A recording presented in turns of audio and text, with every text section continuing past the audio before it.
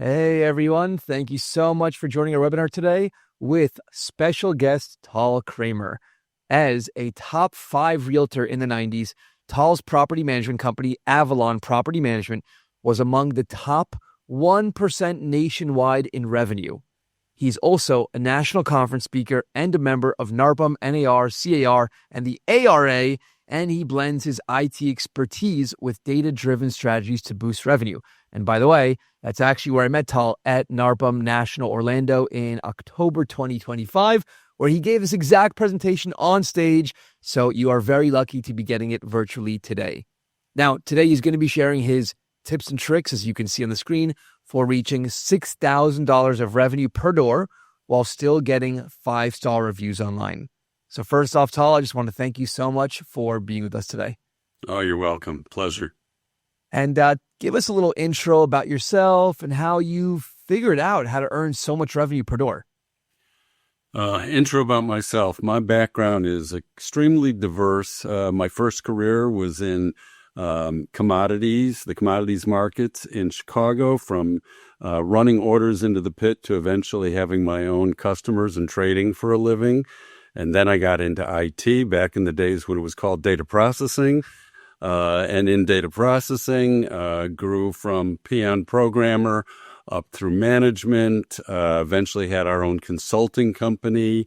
And then we went to work for a small national firm that sold credit granting software. And eventually I became the VP of sales and marketing for that firm. And then pivoted to the next career. In 1991, started selling real estate full-time. Thought I would do it part-time while I looked for a better job. And here we are in 2025, so many years later. Wow. So you have the IT background, the data background, the analytics background, the sales and marketing background. So I guess you could say your life's experience led you to where you are today. Without a doubt. And a lot of it did contribute because during the IT years, and I say we, my wife and I met in 1981, and we've worked together since the day we met. But in our careers, one of the companies was we both ended up at Chicago Title and Trust on the IT side. So we learned about title and title insurance. And then we both ended up working for this company I just mentioned, Fortune 100 companies, where we wrote the software for them to process credit card applications. And in those days, we were pulling data from the 5 repositories. Today, there's only 3. And actually, I think 2 of the 3 were under different names back then as well. But, so we had a lot of those things helping us in exposure, preparing us for real estate to learn it from the other side. Wow. Super interesting. So I see some people in the chat already saying hi. So hi, everyone. And if you do have questions, we're going to be taking them at the very end. So feel free to click the questions tab on the bottom right and submit your questions there specifically for Tal, and we will cover them one by one at the end of the webinar. So Tal, without further ado, take us through the presentation. Sure. So, the goal of this is, how do we reach high revenue? And one of the things we're going to cover today, I'll go through a few bullets. What does higher revenue achieve for you? What is revenue per door? What is it? Who's tracking it? Fear. My owners will leave if I increase fees. That's a, number one fear out there. And it's not true, which we'll talk about. And our revenue growth, which you can speed up, it took us many, many years to get to this point. Now we're going to basically spill the beans and give you all of it and pick out the nuggets that make sense for your business. And all the revenue sources, the benefits, and what to say. And like I just said, the goal is to open your eyes to what is possible. Amazing. And Tal, you're a property manager, so a lot of this will apply mostly for property managers that have owners, but a lot of the things we spoke offline will also apply to owner-operators themselves, correct? Absolutely. And even though we're in the single-family market, I think a lot of it can apply to multifamily. It's really a question of, in our situation, we have over 25 different revenue buckets. If you pick up 2, 3, 4 more than you know about today, then it's worth your time. It's that simple. Yep. Awesome. And we go to these conferences, and the never-ending question is, how many doors do you manage? And I get that. I understand that, somebody managing, 500 doors wants to talk to somebody that's a similar size and has some of the same issues. But is it the yardstick we should measure by? The question isn't about door count. The question is about revenue and profit. It's just, I know in our own marketplace, a good friend of mine, by the way, that, he had twice the number of doors that we have, and yet he was making the same amount of money. Wow. And, I don't want to work twice as hard for the same revenue. I don't think anybody should. Yeah. 100% agree. So what are the benefits of having strong profit and revenue? Profit gives you the ability to hire the staff you need. Profit, you can afford better software tools. Enhanced owner and tenant services. This is very important. Your ability to let go of a difficult owner. I used to do real estate sales. It's like you live and die on each transaction, and you don't want to give up somebody even though they're a pain in the rear. Well, when you have enough revenue, enough profit, somebody doesn't fit your business model, say thank you, but no thank you. You might want to shop for another manager. Yeah, it's like the 80-20 rule. It's like 20% of your headaches, 80% of your headaches will come from 20% of your owners specifically in this case. Yeah. And what does profit do? It gives you the ability to live the life you want to live. So it really comes down to one thing: generate revenue, generate profit. Yep. So it's a philosophy. I'm surprised that I have to say this, but you own a business to turn a profit. It begins with revenue. You don't work for free. Your time is your most valuable commodity. If you or your staff are investing time in doing some activity, make sure you're compensated for it. If you've got a very high management fee, okay, maybe that's a different story. You can absorb more things, but you'll get more business by not having an inflated management fee and just charging for the different activities that you're doing. Remember, revenue isn't only from your owners. There are multiple channels, and we'll go through it, but we have revenue from owners, from tenants, even from vendors. So what is revenue per door? It's not rocket science. It's simply the number of doors you have divided by your gross revenue. And should you count vacant properties? Only if you charge those owners during vacancy, which most of us don't. And don't count business from your real estate sales brokerage, and don't count business if you own a maintenance company. This is purely about your property management revenue. So the question I always ask when I did this presentation is, do you track your revenue per door? I'd actually ask people in the audience to stand up if their revenue per door was over $1,200 a year, $100 a month. And I'd say remain standing if it's over $2,400. Now, many people don't know this, but in our industry, from a recent study that was done, the average revenue per door for a property management company is $2,664 a year, and that's pretty solid. Then I would ask, is it over $3,600? Anyone over $4,800? By the time I got to $3,600, there were a handful of people standing still in the room. By the time I got to $4,800, this last go-around, there wasn't a single one. And I asked anyways, anybody over $5,200, and of course, nobody was. Yeah. Well, this is our story last year. Wow. 6922 for the year, and we're on track to do it again in 2025. Wow. So, I think that's the first big takeaway that I've seen is most people don't know their RPD, revenue per door. So this was probably the first thing to write down for those listening. Ask your accountant or your bookkeeper or yourself, what is your revenue per door, and start trying to figure out, are you above or below the industry average? And is there a way that you can get it up based on what we're going to teach you today? Awesome. Absolutely. And some people call it RPU, revenue per unit, same thing. I will say, I think it was in 2018, I was on a panel talking about profit and revenue, and I did this same thing of asking people to stand up. And one of our vendors who sells a service for to the property management companies that offers a service to your tenants that generates revenue, which then you have a profit margin on. He said to me, he says, I was standing at the back of the room, and when you asked who's tracking your revenue per door, and less than half of the room stood up, he said, now I get the point, the deer in the headlights look, when I'm talking to prospects about we have the opportunity to generate more revenue per door for you because, again, it was 2018. There's a lot more people are on top of this now. Yeah. Oh, you would hope. You would hope, yes. So how did we get here? Look, prior to 2015, we didn't even know about tracking. We didn't know what we didn't know. And it evolved. It didn't happen overnight. And why? Quite honestly, I'm going to say thanks to NARPM, National Association of Residential Property Managers. There are other organizations similar for multifamily and so forth. But the bottom line is attending conferences, meeting people, networking, listening to webinars, going to sessions. I'm a sponge.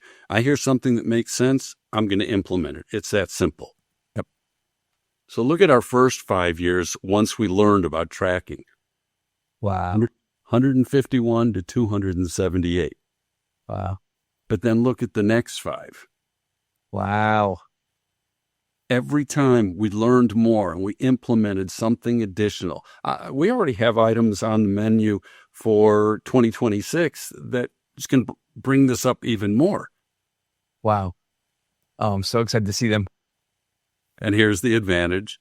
Of course. I'm going to show you. You can do it faster. You don't need to take 10 years to figure this out. Yeah. Oh, this is awesome. Number one fear. Oh, my owners will walk if I increase fees. Will they? It's always about owner expectations and benefits and perceived value. If you create something that's a win-win, not just so I can make some money, you lose, but if you can create something that's a win-win and they see the benefit, it's a thank you, not a confrontation. And the proof is here. This is only from a couple of months ago, 4.7 Google review rating. What I'm equally proud of, I said earlier that you have multiple revenue buckets. It's not just owners, it's also tenants. A good number of our reviews, maybe 35, 40% are from tenants. Right. I was going to ask you that. Yep. So, the assumption is, if I'm increasing prices across the board, everyone's going to be upset. Everyone's going to hate me. They're going to leave. You're going to give me bad reviews, but you're showing no. It's the contrary. It's actually the opposite. Yes, for sure. So let's go. One of our competitors was talking to his business development manager and said, I can't believe we lost one to Tal. They charge so much more. But in fact, it's not more expensive to the owner. We simply have more revenue buckets that we're filling. And one of the things that anybody listening, I strongly encourage you, secret shop your competitors. There are companies out there that you can hire that will do it for you. You could simply find a friend of the family that will say, hey, look, we may be relocating and we're thinking about renting our property instead of selling. Can you tell me, what your fees are? Figure out what are the fees that you want to know more about. But we do secret shop our owners. We used a third-party company to do so. And I think it was 3 or 4 years later, we did it again because people changed their business models. You don't secret shop your owners. You secret shop your competitors, the other property management companies, right? Just to clarify. That's right. Somebody's pretending to be looking for management services, and they call and they find out what it is, and then we get the reports as to what are they charging, what's their management fee, what's their leasing fee, who keeps the late fees, whatever it is. You decide what do they have a maintenance markup, etc. Got it. Also, increasing services increases your revenue. So years ago, we used to, every time we send out a monthly owner statement, there's a cover that goes with it. And I used to say, it's fall, who wants to have us clean your gutters? And here's the price per property. And this many people said yes. Okay, this went on 2 or 3 years. And of course, we get problems with leaks from rotted soffits and so forth. I'm going to assume before you say that you opted everyone in and it was an opt-out. Well, in those days, it was opt-in. We'd ask. Right. one year we just said, the heck with this. We're Not cleaning gonna everyone's gutters. Yeah, we are cleaning your gutters at this cost unless you tell us that you have gutter guards or your HOA is doing it for you. How many people opted out? Okay.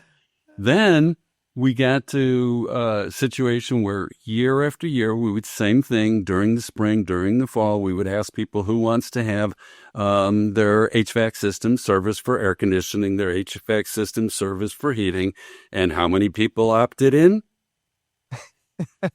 And then I think it was 2 years ago, maybe 3. My wife handles all the accounting, and she noticed a pattern. We had a really hot summer in Atlanta. She noticed a pattern of just skyrocketing repairs, the number of units that had to have complete HVAC system replacements. And she went and did the research back and saw that the vast majority, not all, but the vast majority were the ones who never opted in for seasonal servicing.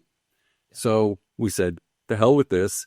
And the next spring, we put out the newsletter saying, we are going to service your system.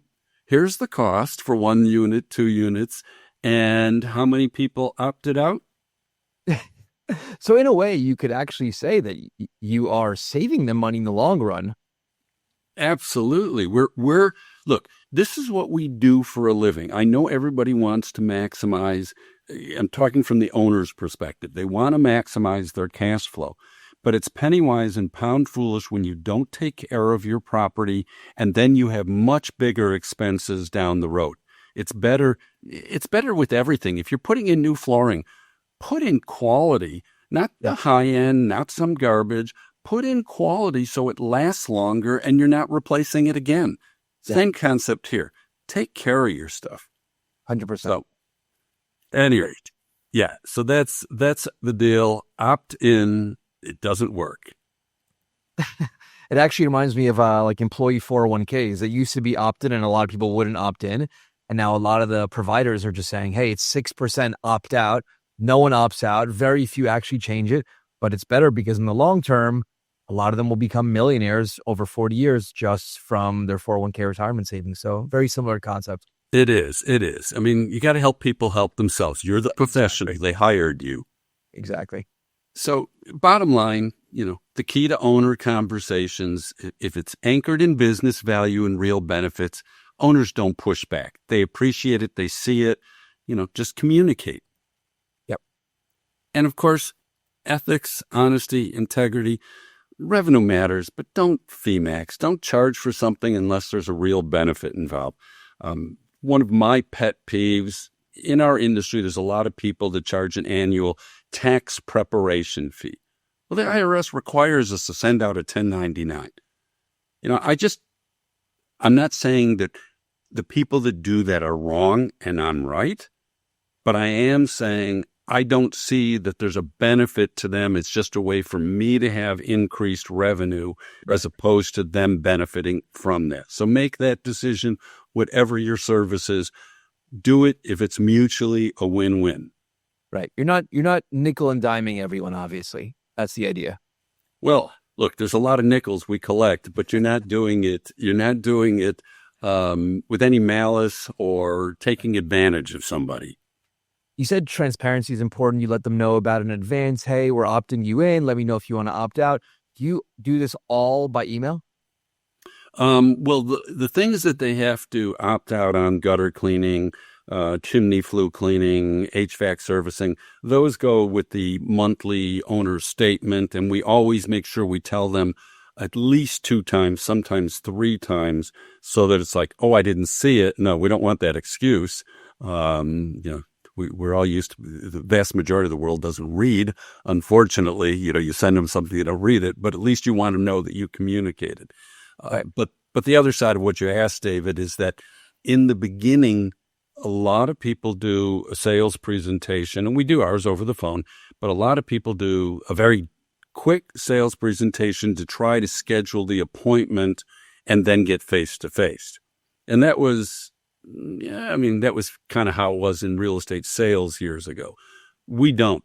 we will have a 30, 45-minute conversation with a prospective owner and run down everything we do so that there's no questions. And then if they want to move forward, they know what we're about. Got it. Are you charging the tenants for any of the things you mentioned so far? Or? We're going to cover them. Okay, yes. I figured. Okay. So here's our different revenue sources, and I've stacked them in the order of what percentage of our gross revenue they come from. So 32% management fees. With most management companies, it's 50% or more because they don't have the other revenue buckets. Yep. 16% of it comes from the leasing fee, finding the first tenant. Resident benefit package. We used to do some our own, but it's predominantly from a third-party company. If you're in the property management space, a lot of people know Second Nature. They used to be Filter Easy. But the point is, we provide every tenant with a bundle of services. We provide them with their renter's insurance. We provide them with filters. We provide them with identity theft protection. We do, outside of Second Nature, we do credit building, credit reporting. There's other components in there. And we charge a monthly fee above and beyond the rent, which you got to get smart. Too many people in this industry, they advertise the rent price and then they tell them afterwards, and oh, by the way, there's this additional fee. I don't believe in bait and switch. So up front, whatever the total price is that we advertise, it says in the remarks, resident benefit package included. Well, they already agreed to rent the property at that price, so they never push back to say, oh, I don't want that. Right. You know, one common theme I'm getting for you throughout is transparency, and always do good by your customers, your owners, your tenants. And now it's getting more evident why your reviews are so high online, because you're not nickel and diming, you're not scamming, you're not doing bait and switch things that many others do. So, I mean, it's funny. It's just like, do business honestly, and which should be the basic, the baseline. But okay, I'm not saying that other people are not honest. Sometimes they don't tell things up front because they're afraid, oh, they won't rent it then, or whatever the reason is, they don't have the confidence that they can promote and present what we're doing. I get people frequently that I talk to, because I also do some consulting to other property management companies, and I get people that sometimes go, well, my customers would never accept that. Well, that's because you don't believe in it yourself. So how could you possibly present it to them? You need to see the benefit that you're offering them. And that's why most people do opt-in instead of opt-out. Got it. I'm sure I'm going to have a question on this later, so I might as well ask now. I didn't realize you offered consulting. So if someone did want to hire you or see how much you cost for consulting, should they just go to your website and contact you from there? Well, and my website is set up for our property management business, right, but I'll give you my email and phone number, and they can just reach out to me. Okay. We'll throw it in the chat here later. Perfect. Next big revenue source is repair coordination fee. Whatever, in our particular case, whatever the repair bill is that we're doing, and let's face it, in property management, the public thinks we find tenants and collect rents. No, we're a maintenance business. And oh, by the way, we find tenants and collect rent, because every property management company will tell you maintenance is the bane of our existence. And that's just, it is what it is. Yeah. So in our case, whatever the repair bill is, we'll add 10% to it. So if the contractor charges us $100, we'll send a bill for $110 to the owner, $200, $220, etc. And we put a cap on that. If the repair bill is very expensive, we're not charging 10% of a $5,000-$6,000 new furnace. Just it's on the first $1,000 of repairs, so it's a maximum of $100. But here's how we explain that when we're having when we're having a conversation with a prospective owner. There are 3 ways in our industry that people handle maintenance. Some have their own separately owned maintenance company where they direct as much of the work to as they can. Some have one or more contractors on staff where they direct as much of the work to as they can. And some use independent contractors. Now, David, I think you're aware, and but for your audience, I've been very, very involved with NARPM Atlanta. The Atlanta chapter is the largest in the country. I've been in various board positions. I was the president of the chapter in 2024. I'm telling you all this because I know a lot of the other owners, and I would never disparage what they do. So one of the things, as I'm explaining to people, these are the three ways that companies handle maintenance. And then I would go to the point of saying, I told you earlier about my NARPM connections. I know a lot of the other owners. I'm not going to tell you that what we do is right and what they do is wrong. I'll just tell you what the business philosophy for us is as to why we made the decision to only use independent contractors. And the answer is a couplefold. One is lots of times when we get a call from a prospect, they're looking to change from company X or Y. First question I always ask, tell me what's wrong. We may be doing it the same way. I don't want to waste your time. And frequently the response is, well, company X has their own contractors, and I never know if the work was really necessary or they're just trying to generate revenue. Now, remember what I said earlier about knowing lots of these owners. Every single one I know is honest and ethical and would never play that game. However, I do understand it's human nature to be skeptical, and I don't want that question ever popping up in an owner's mind who's decided to hire Avalon Property Management. So you're removing all conflicts of interest. Yeah. So that's our primary reason for wanting to use independent contractors. The second reason is knowing what I know in the business. It's very common to have 25 to 40% markups when it's in-house labor. Wow. If you're an owner, you get a bill at the end. All you know is whether you think it was fair. You have no clue what it cost. You kept using the word transparency. I want to be transparent. I want you to see exactly what the bill is, and we're adding our 10% on. And when you explain it like that, nobody pushes back. I get it. And if they do question further, well, isn't that part of your management? Well, I could charge a higher management fee, yes, but maybe an explanation of what's involved in actually dealing with a repair. You know, when the tenant calls in, first we got to triage it, see if it's something that is necessary to send out a contractor. Maybe we can troubleshoot it over the phone. Then we've got to sign a contractor. Then we've got to schedule the contractor with the tenant. Then we've got to get estimates. If it's a bigger job, we've got to, when the repair's done, we got to get the invoice. We got to compare it to the estimate. We survey the tenant to make sure the work was satisfactory, that the vendor was good, and now we've got to put the bill out and pay the bill. Do you really think when it's $100 bill and we're charging $10 more, is that covers even a fraction of that? Yeah. That's it. Yeah. When you explain it like that, it makes a lot of sense. It's funny that, that's obviously like one of the biggest pain points that you said, tenant communication, questions, maintenance, stuff like that. So, not sure if you're aware, but for those that are listening, especially DoorLoop customers, we just launched DoorLoop's AI assistant in the tenant portal. And about half the questions that property managers and owners get from tenants are about their leases, when's my next rent payment. The other half is maintenance-related questions. Hey, my light bulb is broken, my AC isn't cooling, my fridge isn't cooling, stuff like that.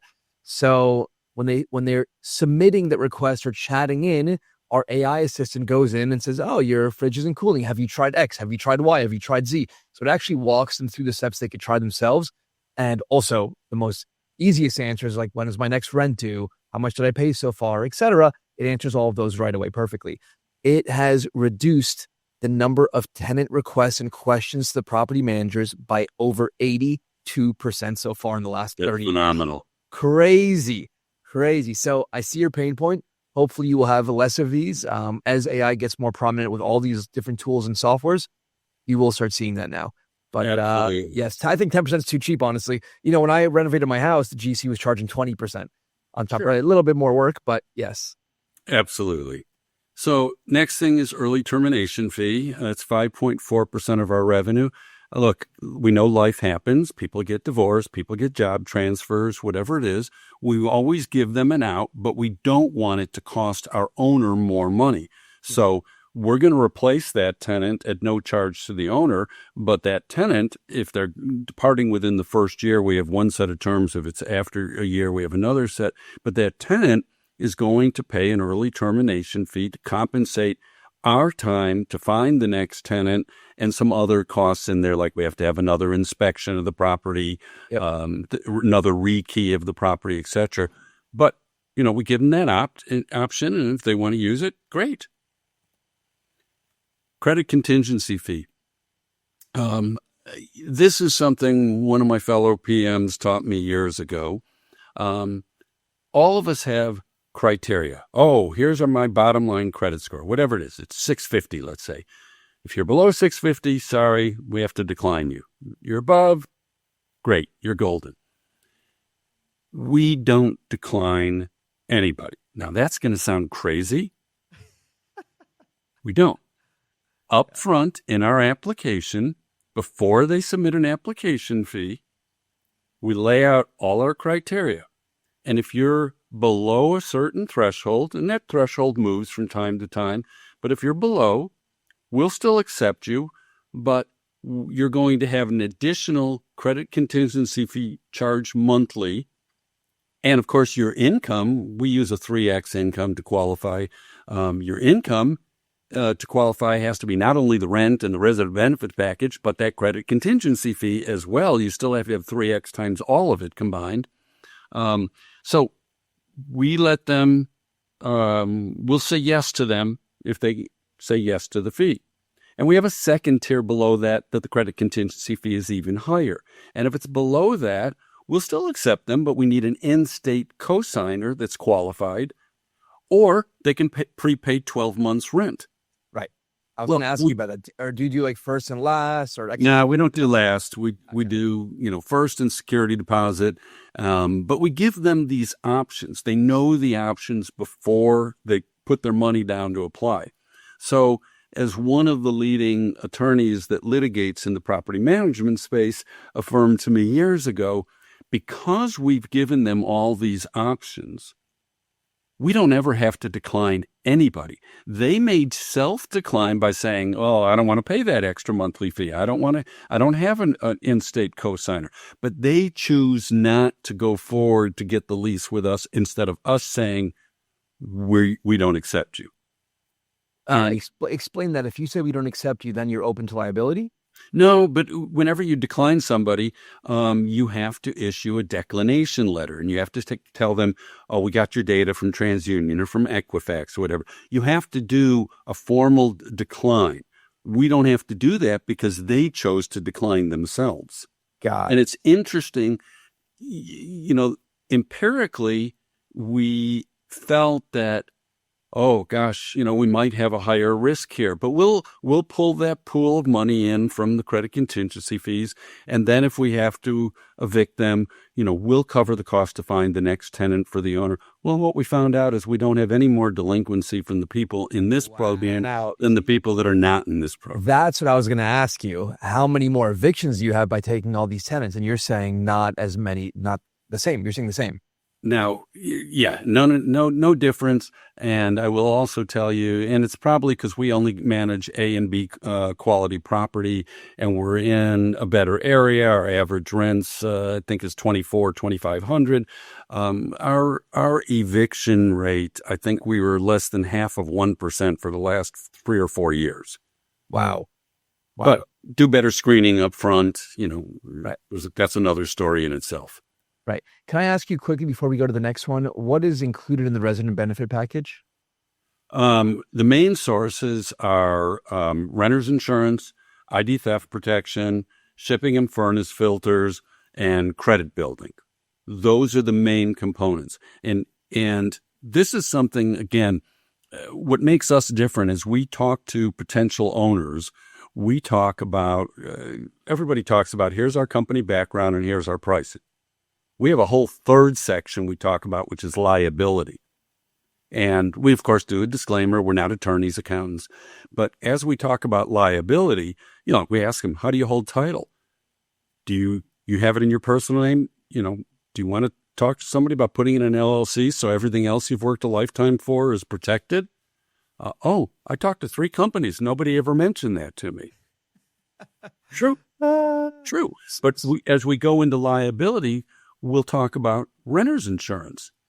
And oftentimes they're like, what do I care? If they don't have renter's insurance and my water heater explodes and their stuff's damaged, that's their problem. It's not mine. But most people don't know that all renters policies include $100,000 of liability protection for most tenant negligent and tenant accidental damages. Wow. So their kid puts a toy in the upstairs toilet and it floods 2 stories. They have a kitchen grease fire, something like that. Because the policy's in place, you don't have to go to your insurance carrier, pay your deductible, get the black mark on the national insurance database, etc.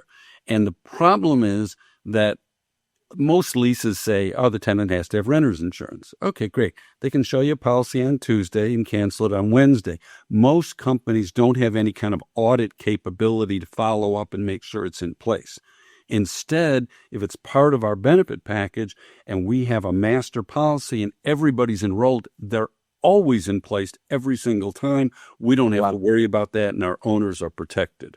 Wow. Yeah. We just had a claim the other day where the renter's insurance paid out $49,000. Wow. And it's, from my understanding, it's not that expensive for the resident. It's like $15 to $30 more a month. Yeah. And when you do this right, like the best example I can give you is one component's $1 million of ID theft protection. If you go out and Google LifeLock or similar products, last I looked, I think year 1 was a $39 premium. That was their teaser, because year 2 for a family was like $60. No, we're only charging $50 for the whole benefit package, and that includes the renter's insurance and the ID theft protection, the shipping and the filters and so forth. $50 a month, by the way, right? Yeah. Yeah. That's what we charge. Amazing. But we've got a nice healthy margin on that. Yep. For revenue to our company. 100%. And you're protecting everyone. I love it. Yeah.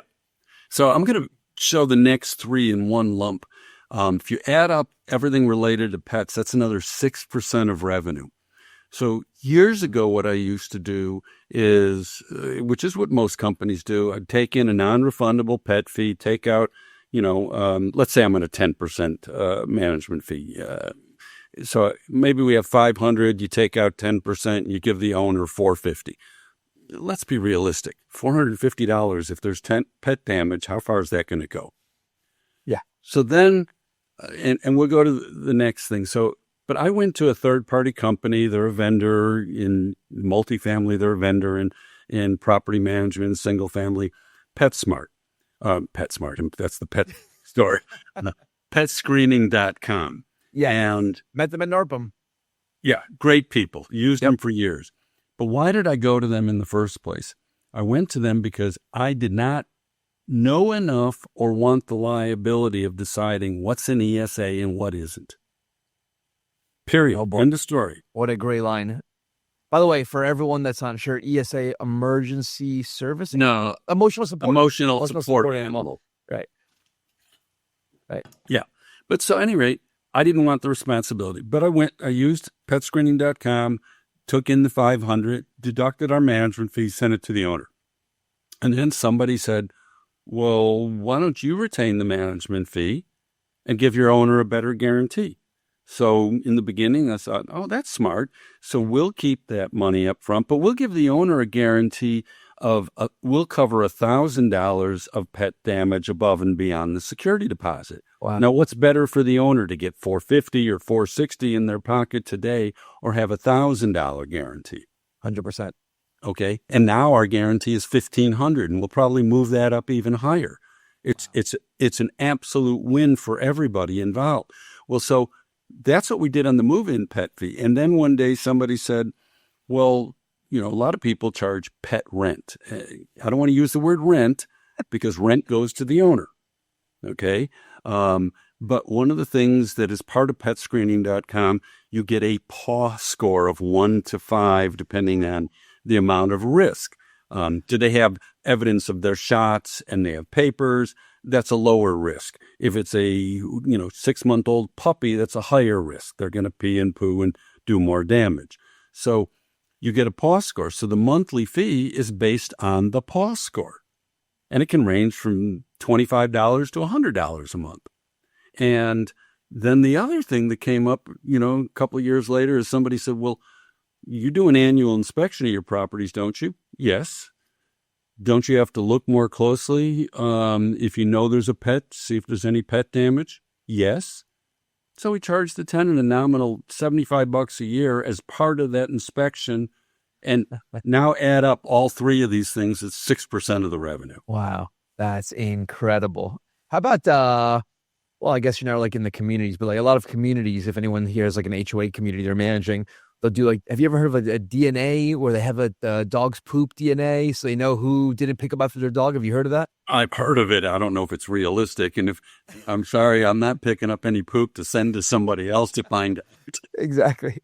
So actually, I wanted to add two things here, which is interesting. You mentioned renter's insurance.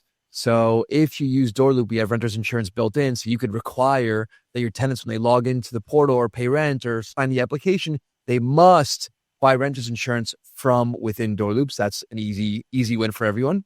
And then second, application fees. In certain jurisdictions, cities, states, you are allowed to upcharge application fees. So if someone applies, a prospective tenant, instead of charging them $40, you could charge $100 as an example and make the difference for yourself. So we have Absolutely. it all. And I should have said up front, you bring up something. Not everything that I'm talking about can you do in every jurisdiction. There's various laws in different states and municipalities that forbid you from charging certain fees, and you just have to know your own rules. Correct. Exactly. All right. So those are the primary ones, and then we have other ones. We had a small chimney flue fire one year at one property, and so we learned from that. And now, every 3 years, every property, we have the chimney flue professionally cleaned, and we have the dryer vents cleaned. Dryer vents, if people don't know it, the lint buildup is one of the top sources of house fires. So we do this every 3 years. That brings in a little revenue. We have move-in and annual inspections that we hire a third-party company for. They produce, in-depth 40, 60, 80-page reports. Owners love it. Wow.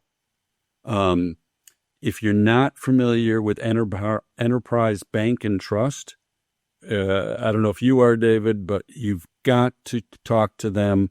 Enterprise Bank and Trust is, I think they're the 10th largest issue of SBA loans, which requires them to have some very deep reserves at all times. And most of us, I was in this boat before, most of us have advisory accounts with Wells or Chase or whomever, and you get certain credits for the money that's on hand, but you still pay them a monthly fee. Enterprise, they issue credits for your money. You pay them no monthly fee for your security deposits, for your trust accounts that are sitting with them. And we have gone from, and we're small, we have gone from used to pay Wells $150 a month to now we get $2,500 a month in enterprise credits. They can't give it directly to you, but they can pay anything that's accounting related, such as your .loop software. Interesting. Wow. Okay, cool. Yeah.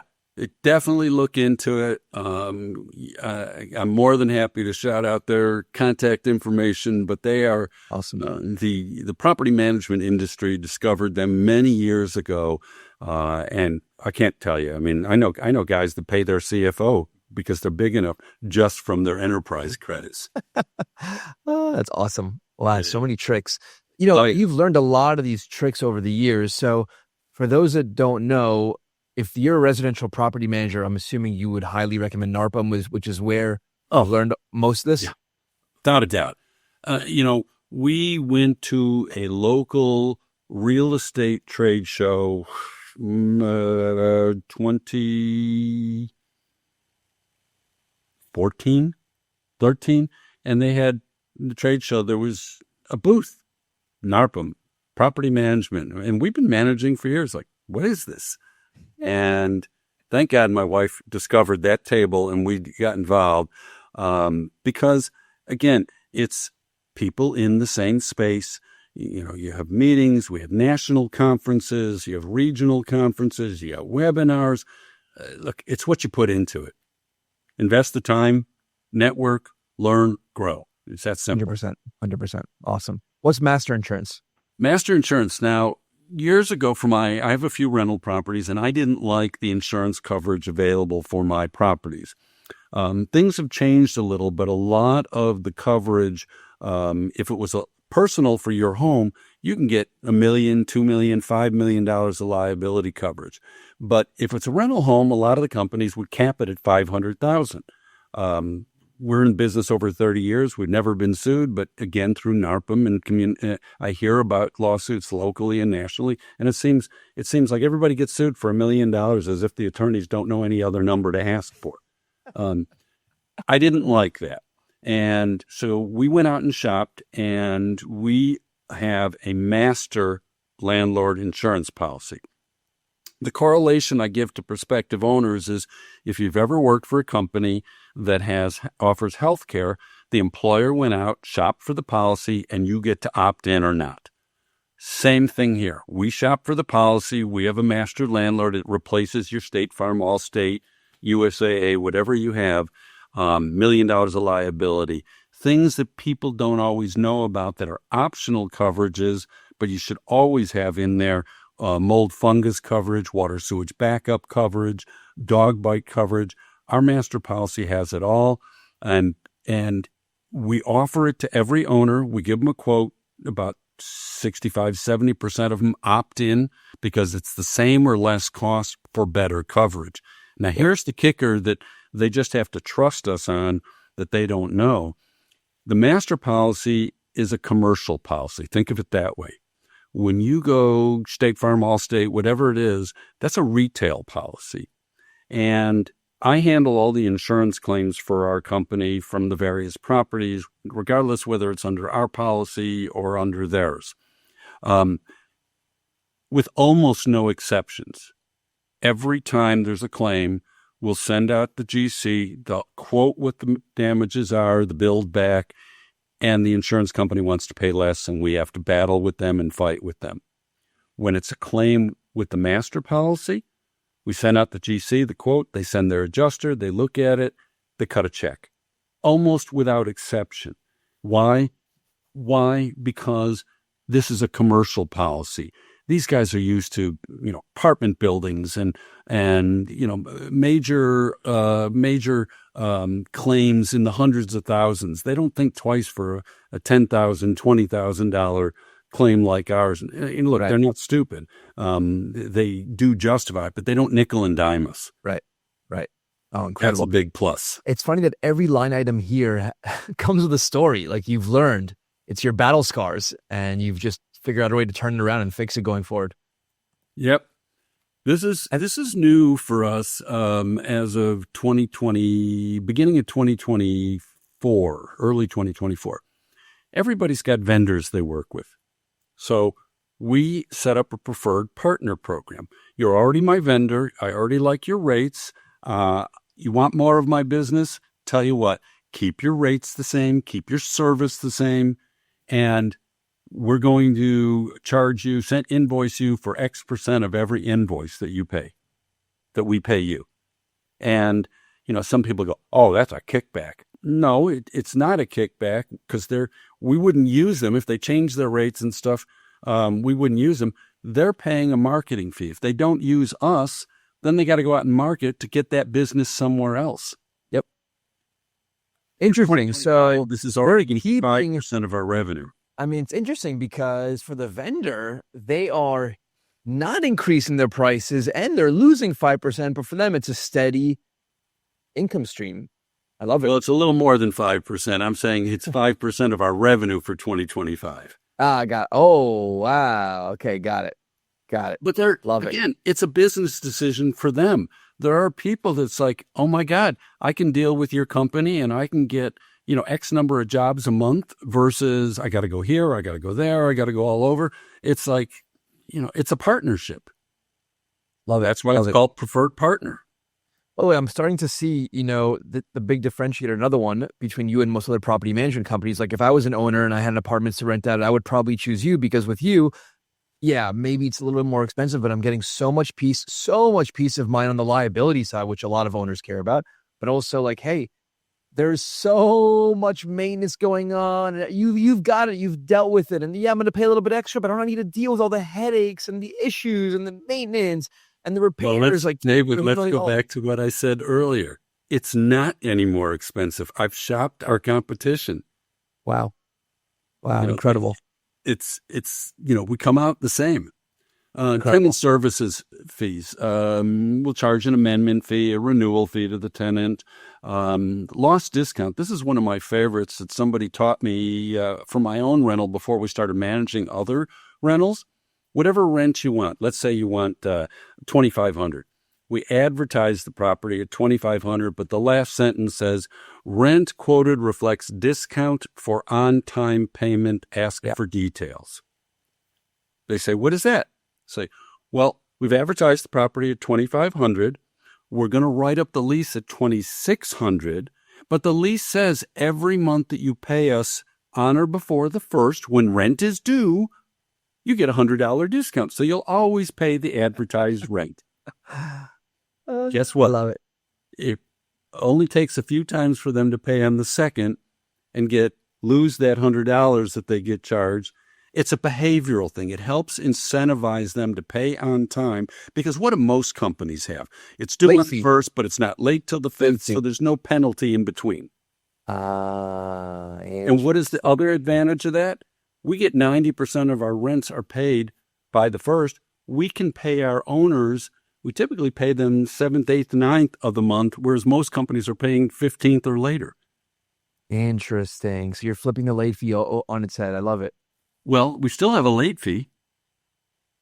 Well, that's the discount that you're giving. Or is there other late? No, there's another late fee. Again, use that example. $2,500 on the 1st.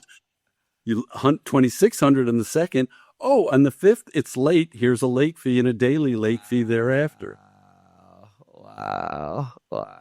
Love it. And owners will say, well, who keeps those fees? We do. Who do you think's the one chasing them to get them to pay up? And the proof is the fact that we have such a low eviction rate. 100%. Love it. All right. Move-in fees. Everybody's got a move-in fee.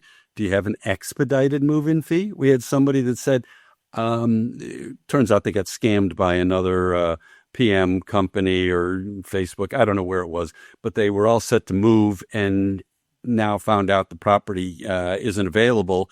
And so they need to be in somewhere real quick. Well, we have our move-in fee, but if you want to be in the property in less than 2 weeks, we're going to have to do more work. Therefore, there's a higher move-in fee. Oh, you don't want to pay that move-in fee? Then you can move in 15 days instead of 14 days. It's your choice. Yep. But if you got to work more, get compensated for it. 100%. Owner renewal fee when tenants renew. And then there's a few other small ones. Everybody's got an application fee, late fees we just discussed. And these smaller ones, we talked about a bunch of them. They're less than 1% of our gross revenue, but they do add up. The bottom one, short-term loan. Yeah. How many times do you have an owner that has to have a significant repair and they don't have the money? Lend it to them. Make money on it. You'll get reimbursed from the rent. I'm surprised this is less than 1%, or you just don't have a lot of loan requests. No, we don't have a lot. Okay. I mean, we don't. But we make sure that option's there if that's what they need. It's that simple. Love it. Yeah. So how about major renovations? Are you doing major renovations, some of these? We really are not. It doesn't come up very often. Usually it's renovated by the time they hire us. So that's not when we do have that repair coordination fee that I mentioned that we charge 10%, and we put a cap on that up to the first $1,000. If we're handling a renovation, if we're handling an insurance claim, then it's 10% of the total. We don't cap it because we have so much more work involved. But we see that more on insurance. We don't see many people that, need us to go ahead and put in new bathrooms and kitchens and stuff like that. Got it. Okay. Oh my goodness. You blew my mind. I think I want to be a property manager now. I'm in the wrong business right now. All right. So it goes back to square one. What's the benefit of having revenue and profit? All these things. Hire more staff, better staff, be able to afford better software tools, improve customer services. I mean, it's interesting. Talk about staff. We're a little unusual that currently today we have one staff member for every 25 properties we manage. We can afford that. Do you think we get better service because of that? Yeah, Should be. 100%. What's the average, by the way? Is it 1 to every 50? I don't know what the industry is, but I would bet you it's more like 40 to 60. Yep, I exactly. haven't seen any data on it. Okay, maybe we'll run a poll later on. Yeah, And ask. that'd be interesting. But, here it is. That's the bottom line. And that's all I have to say. That's it? There's not 50 more ways? That's Well, two. That's next year. No, but what I do is, Wow. this is where we can have a Q&A. Here's all the different things we just had, and people can ask questions about any particular bucket, and I'm happy to share. That's awesome. Wow, you blew my mind. This is incredible. We're going to throw your contact info in the chat here for people that want to follow up. We're also going to open up for live Q&A. But so if people wanted to see your website, it's avalonpropertymanagement.net. Is that right? Correct. Okay, we'll throw it in the chat also. And okay, amazing. Before we open it up for the Q&A, any final thoughts or anything else to end with? No, this is, like I said, the biggest plus here is that people can take away from this, pick one, pick three. Years ago, somebody said at a conference, just find a few nuggets that you walk away with. And if this can help you improve your bottom line, if it makes you start thinking more about giving better service to your customers, doing things that they won't volunteer to do, like cleaning their gutters and stuff like that, because it's better for them. Just think about all the ways you can improve your business. Right. So I'm sure there's going to be some people here that are going to be super excited and want to implement all of these, but I probably caution them to saying to your owners, existing customers, hey, there's 20 new things here. So obviously for new owners, they don't know. That's the baseline. You offer all these services, great. But for existing owners, you recommend slowly, gradually introducing these every year? It really depends. Like the whole thing about the pets, if you're normally giving them the non-refundable pet fee, it's a no-brainer to say to them, well, effective January 1st, we're going to be retaining the pet fees, but we're giving you this $1,500 guarantee. I mean, nobody's going to say no to that. Now, right. One thing, we didn't talk about this, but every PMA, the property management agreement, you need language in your PMA so that you don't have to reissue PMAs all the time and get them to sign up a new PMA.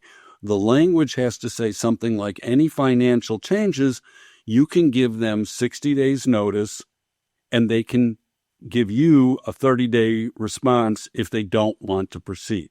So it gives you the ability to implement things. A good example is years ago, we required that if they're using their own insurance, they had to have a minimum, prove to us they have $500,000 of liability coverage.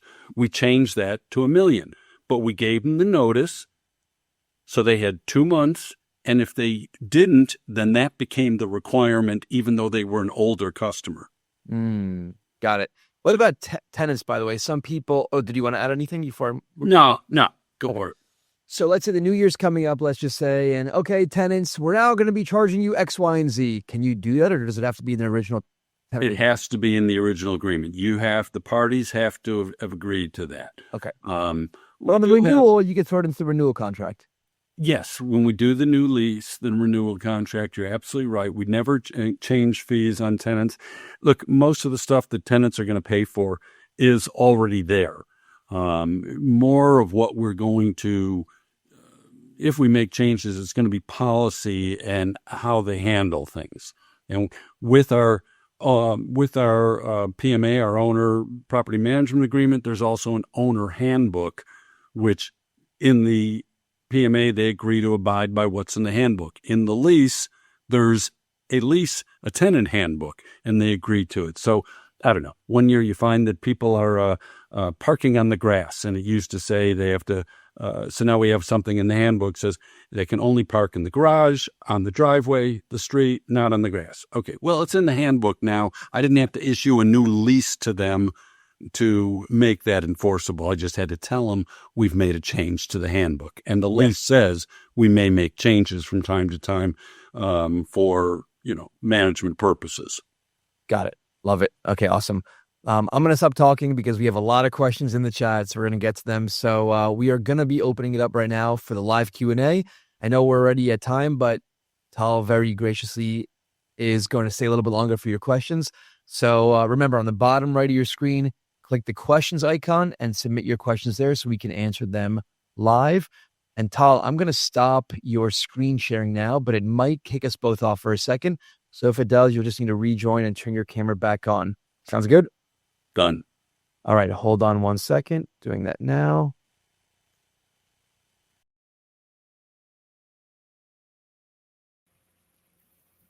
All right, perfect. We are here for the questions. So thank you everyone for all the questions in the chat. There are a lot. We are going to ask everyone to please, if you haven't already, click actually the questions tab and put the questions there so we can go one by one. So Louis Jean, Austin, Ali, Wendy, everyone recently, if you can, please go to the questions tab and put the questions there, and we are going to answer them right now. Before we do, I'm actually going to publish a poll that you should see on your screen. So it's, are you tracking your revenue per door? We just sort of want to see a baseline of where everyone's at. And once we do that, we'll see the votes come in. So let's see. Tal, I don't think you could see the results on your end, can you? No, I can't. Okay, so right now, are you tracking your revenue per door? 60% are saying no, and 36% yes, and 4% don't know what that is. So we'll talk about that again in a second. So it looks like 60% are not tracking revenue per door. So I'm going to launch another poll. If you are tracking your revenue per door, what is your revenue per door?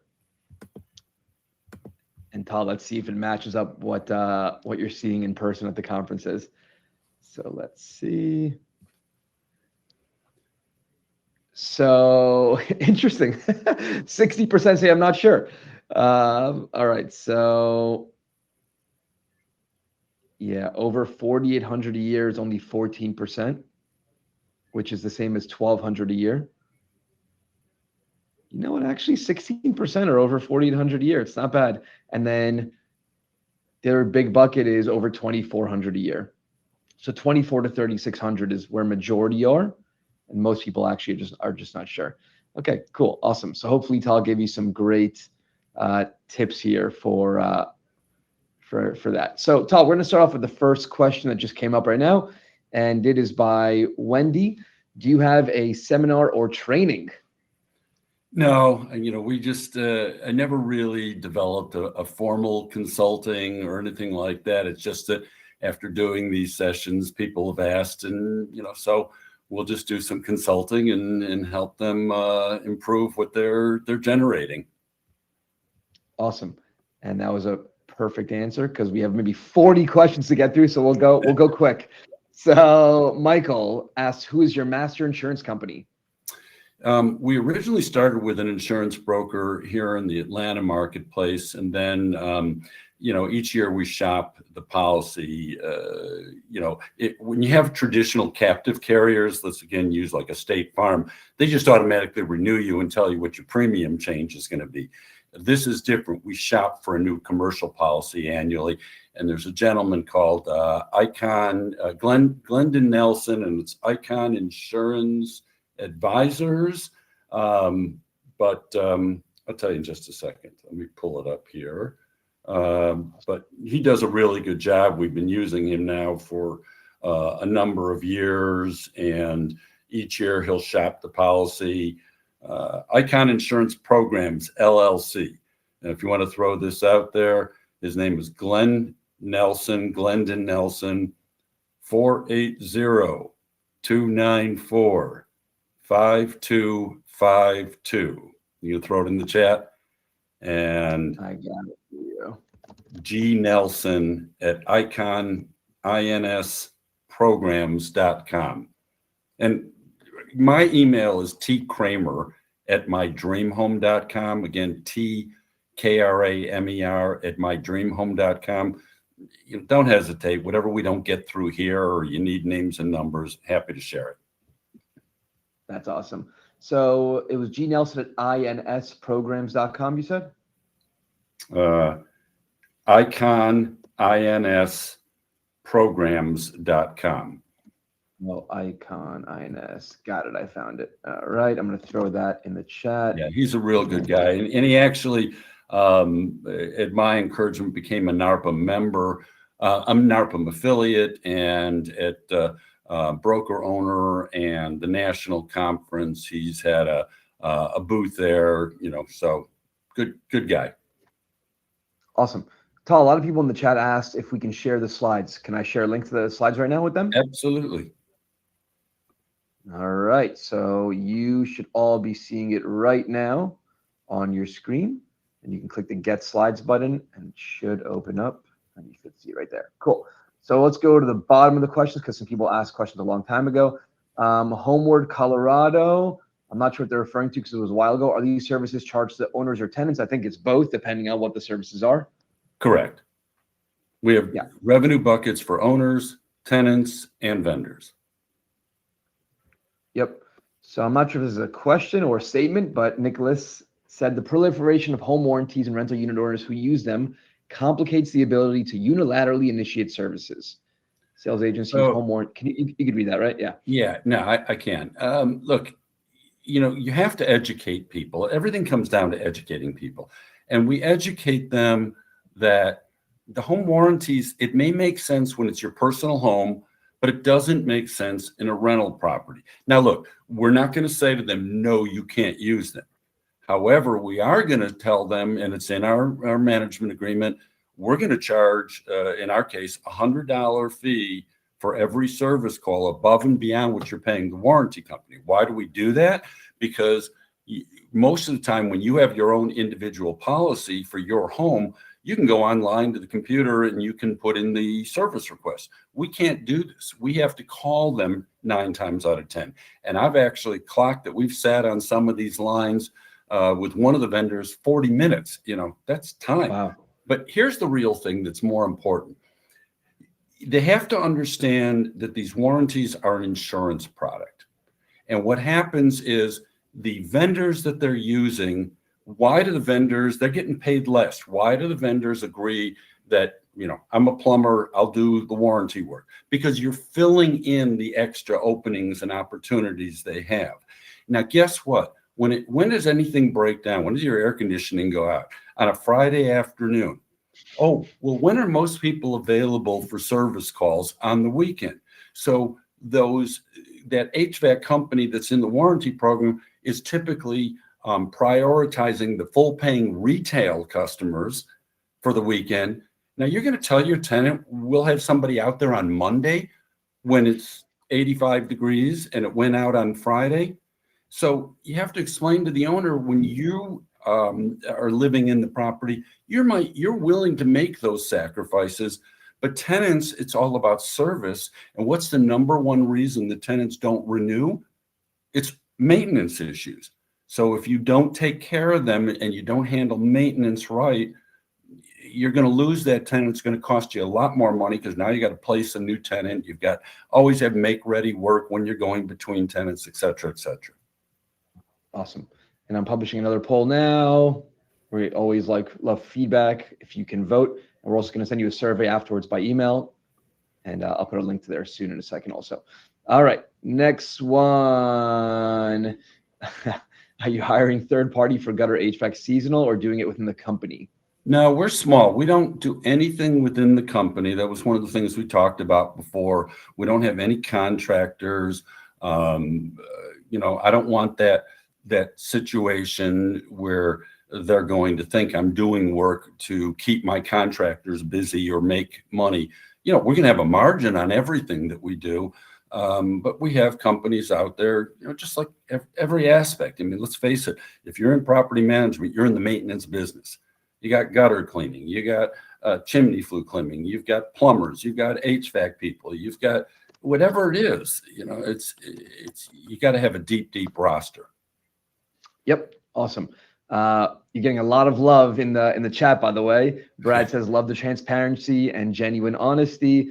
And Doug gave you a 5-star review on Google. Thanks for, the dedication to the industry. That's what we love, those reviews. Now, if you're going out and you're soliciting reviews from other business owners, ask them to send those reviews from their personal email, because I've read that Google doesn't rank it as high when it comes from another business.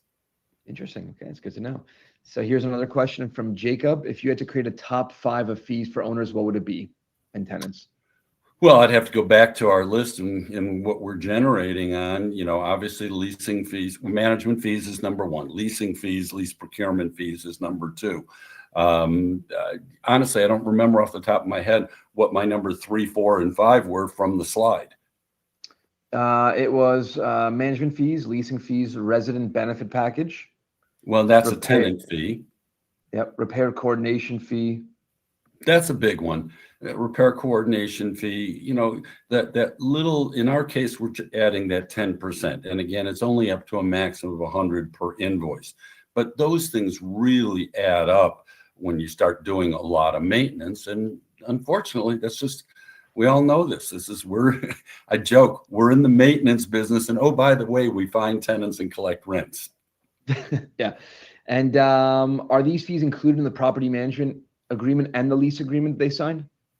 Sure. You can't charge for things if you haven't already put it in your documents.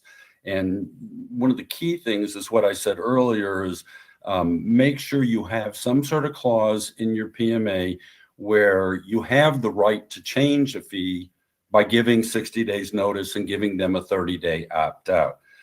You don't want to be in a position like, I can't change something because I have to issue a new management agreement. And well, now anytime, I'm a big fan for auto renewals. I don't want to put it in front of somebody and ask them, oh, read this and think about if you want to continue with me. I want it to automatically renew so they don't have to think about it. Yep. And, actually, it's a great timing for this webinar because New Year's is coming up in 14, 15 days. So this is a great time. If people are on old agreements, they could potentially try to get owners, tenants on new agreements or when the annual renewal is up or even January 1st. Is that right?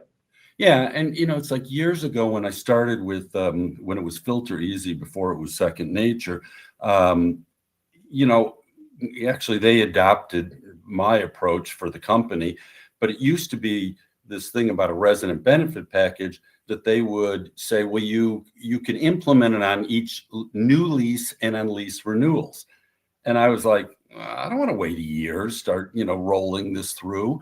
And I went to our owners and I said, look, here's the advantages, put it in an email. I said, here's the advantages. Here's the benefit for you. Lower maintenance costs in your HVAC if they change them. I'm going to do this at my expense for the properties we own. And when it becomes a new lease or a lease renewal, we're going to put that on the tenant. And we encourage you to do the same. And we had 90% of our people agreed and opted in right away. And so Second Nature, well, again, it was Filter Easy. Then they went, wait a minute, you didn't have to take a whole year. You just signed up all these people. And yeah, it wasn't a big expense. That's great. So next question from, I don't know if I'm pronouncing it right, Jeannot Louis Jean. Do you ask the landlord to add you to their homeowner's warranty? Well, again, go back to what I said before. We discourage having the third-party warranties, American Home Shield, First American, whatever it is. We discourage that. And when we explain it, most of them don't move forward.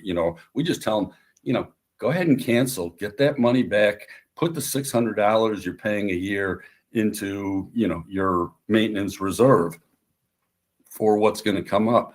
So you don't have to be added to that, but I will segue from here that says on their insurance, you have to absolutely protect yourself and get added as additional insured on their State Farm, Allstate, USA, whatever it is.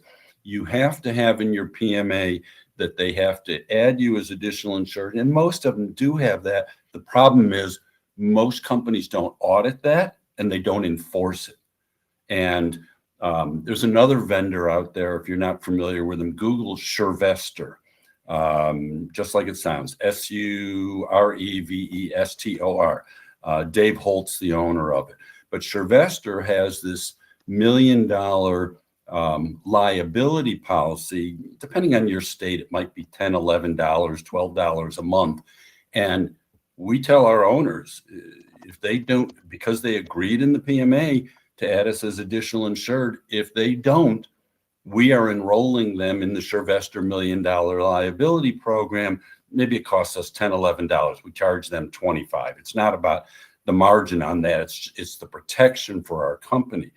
And I'm paranoid about liability to the point that I will tell you, when we sign up a new owner, we will not begin to show the property until they show us proof that we've been added as additional insured, or the Survestor policy has been put in place, or our master policy, because you have to think, you always have to ask in everything you do, what if? And think about the properties being shown and that prospective tenant gets injured. At that point, you haven't even got a lease, but that prospective tenant or the agent showing it or whomever gets injured, you're going to get sued. Yep. Okay, awesome. I put the link to Survestor there below. Great. Yeah, Dave Holt's a real good guy, and he's also owns a management company, so he understands this. They have multiple products, but that's just one of them. Great. Next question from David Mozingo. Do you tell owners you are getting paid for all of these things? The answer is yes, but I'll qualify it. All these things are, we don't tell them all the fees on the tenant side. That's between us and the tenant. That's not their business. All the things that the owners are going to pay for is in the PMA. Now, there's different packages like DoorLoop. There's different packages. Some of them have what they call suppressed fees, where you could tell them in the agreement, but you don't have to keep putting it in their face every month that you're getting this money. So it's a suppressed fee. It doesn't show up on their statement every month where you're collecting a fee for something. Yep. Perfect. All right. What are the average size of the buildings you're managing? Asked by CJ.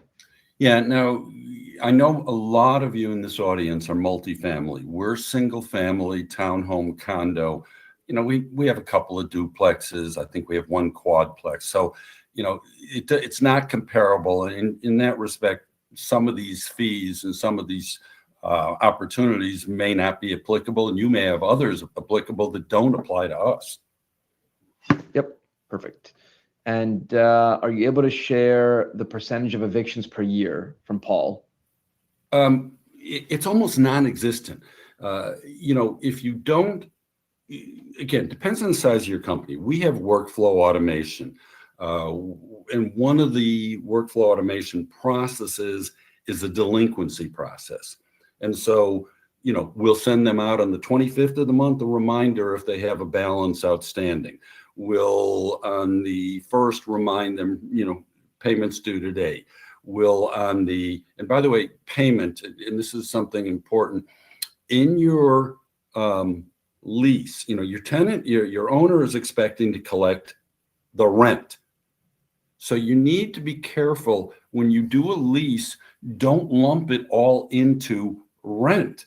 So we have in our lease language, we call it monthly payment, which is comprised of rent, potentially pet fees, the credit contingency fee, and other things that might be in an addendum. But we make sure it says monthly payment because the owner is going to expect to get all the rent. So if you lump it in as rent, you might run into a problem later. Yep, perfect. I see Jacob is still here. We're going to answer Jacob S. Do you allow your tenants to pay with credit card? We've run into issues where tenants dispute the charges. Any ideas how to limit this liability? So I will start and tell you, Jacob, contact us, DoorLoop chat. Tell them this exact same, copy paste this exact same question, because we have a lot of things that we can help you out with, and we have some tools and tips to help you. But I'll take it away. Yeah, look, we that is an option. We try to make sure they have all the options. The only option we don't give them is we don't want paper checks. In fact, we even charge a fee if they deliver a paper check to discourage that. But the issue of somebody disputing later on, it's not unique to a credit card charge. They could go back to their bank and the automatic electronic funds transfer they did for rent, they could claim fraud, and the bank will pull it back. And a lot of people, if you follow the chatter on NARPM's national listserv and stuff, a lot of people, they blame the property management software company. Oh, it's Appfolio's fault. It's DoorLoop's. It's Buildium's. They don't understand that everybody's using a payment processor, and so when that dispute comes in, that payment processor has no choice. They have to pull it back. Their customer is the individual, the credit card customer, the tenant, whatever their bank, who banks with them. So they have to pull it back. And look, how much evidence the property management software vendor can actually provide is very limited, and you just have to fight that. And you send them to collections and do wage garnishment. They have a contract with you, so don't always blame the provider. Yes. And for some of you, I'm responding to your questions manually by message, so you might see my responses in the actual questions tab. Did you already mention this? Ever asked who is a third-party move-in annual inspection vendor? For a lot of years, we used a company called On-Site Pros. We still use them for our annual periodics, but we hired a third-party field agent, just a 1099 person, and we now use a product called Inspection Express out of Australia.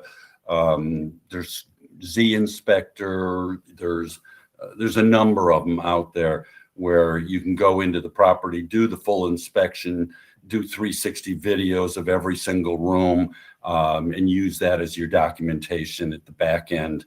As long as the biggest thing, I'm sure all of you have gone through this, where you inherit a property from another manager, and you see that they just use maybe your state move-in, move-out form, which is 3 pages and check boxes, good, bad. Well, what is good or bad? And they don't have any photos or anything. As long as you've got a tool that's, doing 360s and photos, you're going to be in good shape. Yep. And I will add, this is confidential, but it's coming out soon. I guess if you're on here, you deserve to know. DoorLoop is coming out with inspections very soon, probably in the next 30 days. So stay tuned for DoorLoop customers. You will be seeing some cool stuff there. And Roberto, I'm not sure why you're not getting that, but no, I see many people are on the slide. So definitely there's actually over 50 people on there. Yeah, go ahead. Can I David, just jump in? Because this most recent question, do you see a problem with the Fed or state stepping in to regulate fees if we charge too many? Every state's different, and a lot of states are being very tenant friendly now and putting in some ridiculous things like you can't charge for you have to share a credit report. I think that's ridiculous. I think it goes back to what David observed about transparency. As long as you're upfront, don't do bait and switch. Tell them upfront what the charges are.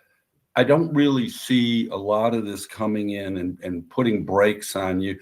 Look, if you're in, the coasts, if you're East Coast, West Coast, yeah, there's a lot more things that are happening there that will restrict, and you're limited by whatever your legislature permits you to do. Yes. Okay. And then David asked, who do you get your master insurance policy from? But that's Glenn Nelson, correct? Yep. All right. Homeward Colorado asked, preferred partner, vendor keeps prices steady and you stay with them. Was that it to the deal? Well, look, I mean, everything does change its value. I mean, prices go up, but we're doing enough maintenance that even our maintenance coordinator, somebody will quote something back and he'll go, that price seems a little high. We, simple story. I have a vendor that I really like, and he constantly at our chapter meetings, would say, Tal, we'd like to get more of your business. And I would say to him, Frank, your work is excellent. We really like it, but we've got other vendors that are going to do the same work for less costs. And I've got to be a good steward of my owner's money. So I just can't use you enough. He says, well, let me work on it. Well, now he's become one of our preferred vendors because he has, he has lowered his profit margin and still has the same quality of work. So you just got to be on top of it. Somebody who's on your preferred vendor that's paying you that marketing fee, if you start seeing those prices have changed, I'm sorry, you're not my preferred vendor anymore because I'm here to represent the owner. Awesome. Homeward Colorado asked another question. Do you consider rent increases a major source of revenue increase, and how do you handle them? What do you tell tenants? No, we don't. Is the simple answer. Rent increases are a factor of what is going on in the market. In the last 12 to 18 months, oftentimes we've kept the rent the same instead of increasing it at all, because of the fact that that's what the market is bearing. So we're not, over time, will we make more in our management fee because the rent goes up? Sure, but that's not the deal. All right. Ali, what are your thoughts on furnished rentals to increase revenue? We don't do them. We won't do them. Now, I'm not going to say there's not a market for it, but it is so difficult to identify what is tenant damages. Oh, did that leather chair have 2 scratches or 3 scratches when they began the lease? How well are you going to document all this stuff? I don't want to be in that world. My philosophy is I don't do what I don't know, which is why I don't do short-term rental. I don't do commercial properties. I make a good living staying in my lane. Yep. Awesome. Okay. Ever asked, do you sell your PMA template or offer free PM documents to other PM companies? Again, as I said, we don't really have a formal consulting business. It's evolved. Sounds like you might need to after this. Yeah, maybe. I'm happy to share, but I will also tell you there is some of you may know an attorney. Her name is Monica Gilroy, and happens to be in the Atlanta marketplace. And Monica is she's a litigator. And if you don't know what that means, litigators are the ones who go to court and fight things. So they know how to write agreements. And anyway, years ago, I asked Monica to become the corporate counsel for the NARPM Atlanta chapter. And years ago, I got her a speaking gig at NARPM National. Now she's regularly on speaking at NARPM events. She's actually, I think, the corporate counsel, or at least consults to NARPM National, along with another attorney in Florida, Harry Heist. But I'm being long-winded. The point is, I am more than happy to share Monica's information. Because she knows how to write the contracts, and she'll know what she can and can't do in different states. Okay, I just posted that in the chat. Next, do you have and/or manage midterm rentals? No, we only do 12 months or longer. The only time we do anything shorter is, we've all had that occasional call from a placement firm, placement company, where they want to place somebody for 6 months because it's through an insurance claim that they had flood or fire damage at their property, and while it's being rebuilt, and you get a premium for it. And yeah, those are the exceptions. Awesome. This is not a question, but here you go. Read that. Wendy said you are an answered prayer and could really make more profit with coaching. Thank you, Wendy. Reach out, Wendy. I agree. I strongly agree. So Kristen asked, with all these services included, how is the rent kept within market value to provide the owner what they desire for an ROI? Well, again, the market value is the market value. It's one of these things that we have to be the bad guys, even with our owners, that, we put a property in the market. Our philosophy, if we get 10 days down and we don't have somebody applying, we're going to talk to them about a $50 or $100 rent adjustment. And a week later, we'll be doing the same. And a week later, we'll be doing the same, because we try to educate them. It costs you so much more to keep it vacant. It costs you so much more in lost revenue than you trying to squeeze for that extra $100 or $200 rent. And it's our job to keep educating them. Yep. I see Jacob. And the rent will come back. I mean, we're in a flat market, this past 12, 18 months. We've all been through, very good accelerating markets. Yep. Jacob S. asked, do you have a software to use for the newsletter when you have opt-out situations so we could track the owners who opted out? No, because what we do, and whatever your product is, I'm sure, DoorLoop, Buildium, Appfolio, whomever, Rent Manager, when you send out your owner's statement each month, you can put a cover on it. Here's the information. Most people, it might be, here's your statement for the month of December. Okay, that's what you're saying. What we do each month is, here's the things we want to talk about. Oh, we have a new hire, and here's what's going on in the industry. And, we're going to do your seasonal servicing unless you opt out. We just use that as our communication vehicle. By the way, do you want to talk about, or should I put a link to that book we were talking about before the call? Funny Money? Yeah. Listen, I got to tell you guys, here's the book. You can find it on Amazon. Funny Money. I was telling David about it before. Some of you may or may not have heard a speaker at the NARPM National Conferences recently. His name is Justin Anderson, Harvard MBA, major investor, did a lot in multifamily and got out of multifamily at the right time. But he wrote this book, very anecdotal. I read it in one day. His life stories. What caught me right away is he said one of the things, go buy a house and let someone else pay it off for you. And he heard that, and that's what got him started on his investing path. But the point is, he uses a lot of data from the federal government, not his opinion, to show what market cycles are and where you are in the cycle. And his analysis is there's never been a better time than right now to buy a property. And this book just came out in September. And I've heard him a couple times speak. And after I read it, I went out and bought 200 copies and sent it to all of our owners. Wow. I mean, that was an investment. Yeah. Awesome. As you know, as another question, I have an important question. Do you typically ask that landlords add you to their homeowner's insurance policy? That's what I was talking about earlier about being Yes. additional insured. It's not Yes. typically asked. It's in the PMA that they have to add us as additional insured.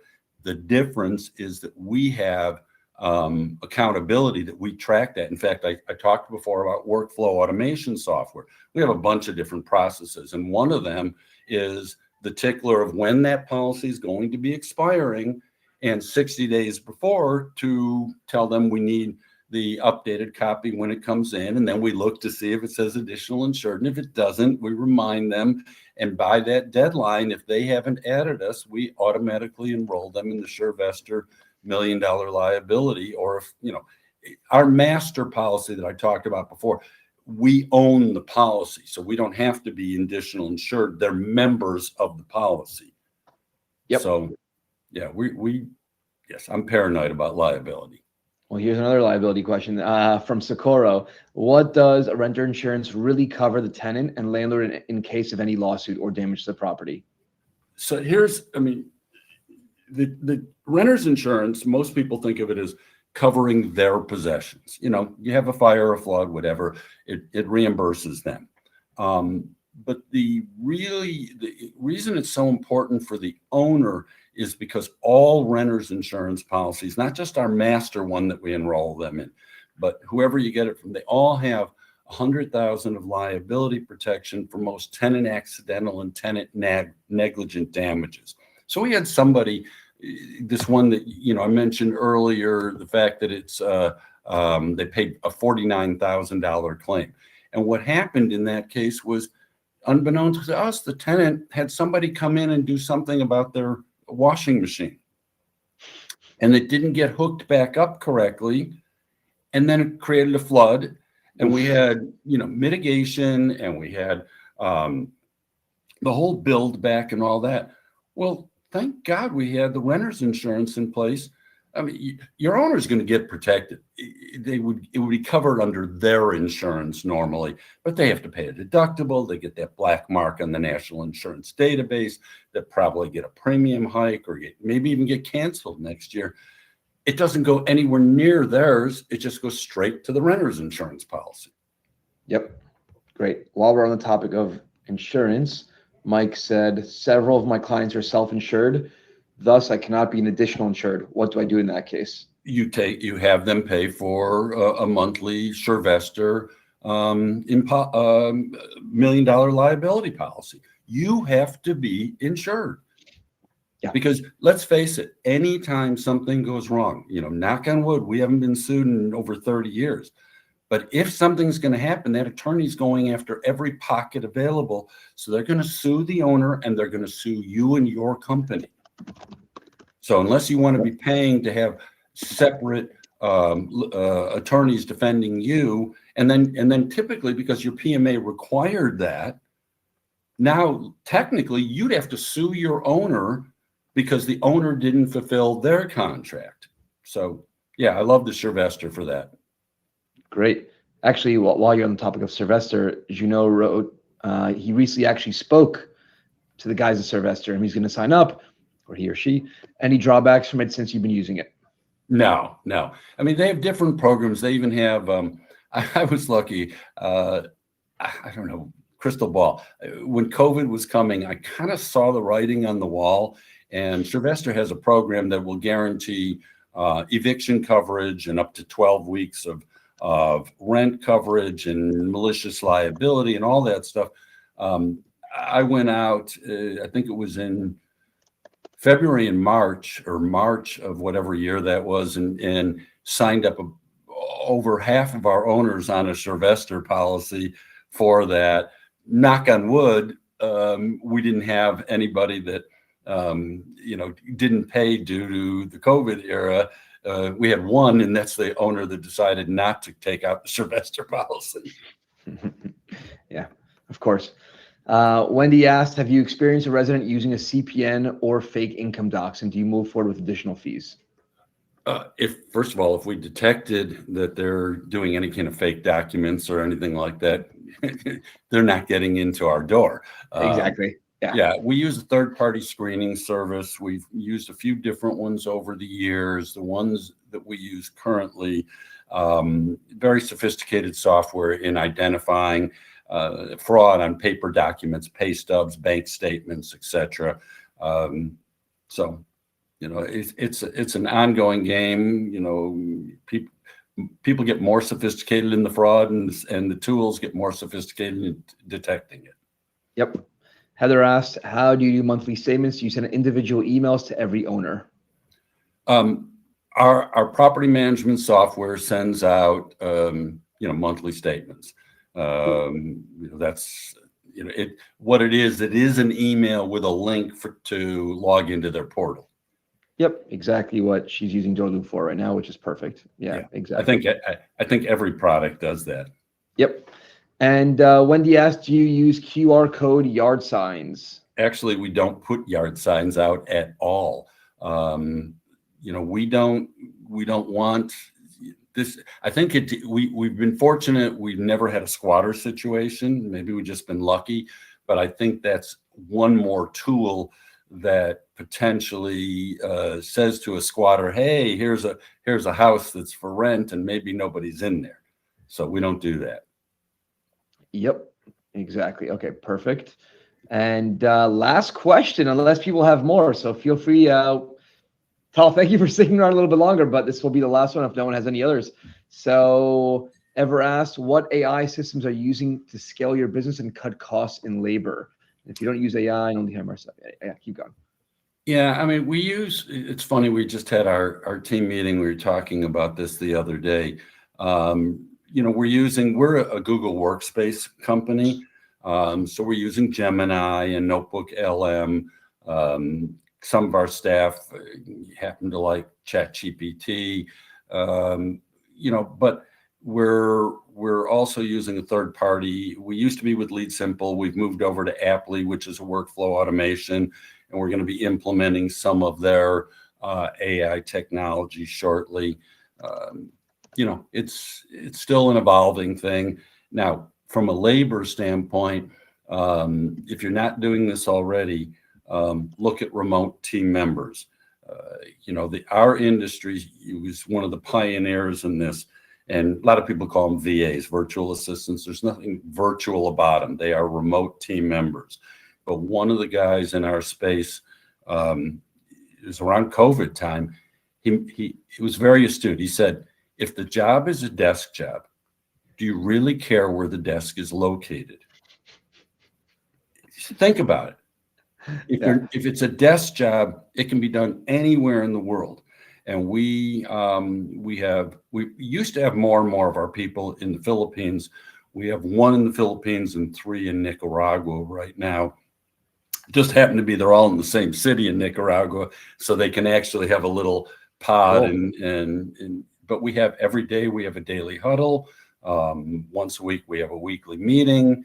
And gosh, if you're not using remote team members, I'm not trying to take anything away from an American worker, but when you're paying $7, $8, $9, $10, $12 an hour, I can have 2 people and give better service instead of just 1. And the customer doesn't know the difference. We have customers saying, hey, I'd love to meet so-and-so when they're in the office. Well, guess what? They're in Nicaragua. You're not meeting them. But actually, David, you talked about that I gave this presentation at NARPM National. And one of the things that we did is our pod leader in Nicaragua, we brought him in. This is now the 3rd conference we've brought him in for. And my comment to the audience was, when you have more revenue, you can do that. You can make them engage. I know our son co-owns our business with us. He's planning to, nothing's set yet, but his goal is in 26 that he's going to go to Nicaragua and spend a week with the team. Wow, that's cool. Someone's going to ask this question. How do you find them? I'm assuming maybe Upwork.com?